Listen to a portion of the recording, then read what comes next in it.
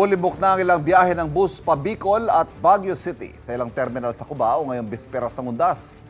Silipin natin ang sitwasyon doon sa unang balita live ni James Agustin.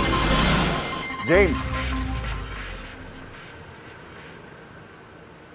Ivan, good morning. Mamayang hapon hanggang gabi pa inaasahan yung dagsa ng mga pasahero sa mga bus terminal dito sa Cubao sa Quezon City. Pero ngayon pa lamang, may ilang mga kababayan na tayo na nagtutungo dito sa mga bus terminal para maagang bumiyahe para raw makaiwas sa siksikan na traffic. May mga nag-leave na rin sa kanilang mga trabaho.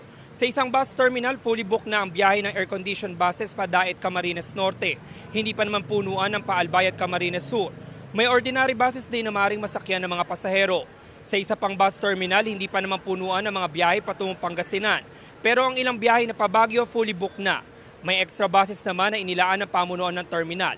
Naglaan na rin ng extra buses ang isang bus terminal na may biyahe na patungong Bulacan at Nueva Ecija. Inaasahan na raw nila ang dagsa ng mga pasahero hanggang mamayang gabi.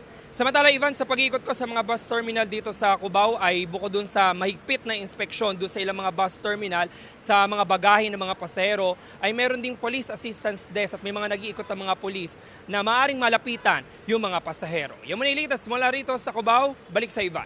James, nakikita na ba natin na nagdudulot ng pagbigat sa daloy ng trapiko yung mga provincial bus na pinapayagan dumaan ngayon sa EDSA? Ivan, ngayong umaga ay hindi pa naman nagdudulot sa pagbibigat ng traffic yung mga provincial bus na nakikita natin na dumaraan dito sa EDSA. Pero kanina madaling araw, dun sa mga tapat ng bus terminal, ay meron tayong nakita ng mga build-up. Pinayagan kasi ng MMDA mula October 29 hanggang alas 5 ng umaga ng November 4 na makadaan dito sa kabaan ng EDSA itong mga provincial buses, particular ng mga patungo sa North Luzon Expressway para mas mapabilis yung biyahe ng mga kababayan natin ngayong undas. Ivan? Maraming salamat, James Agustin.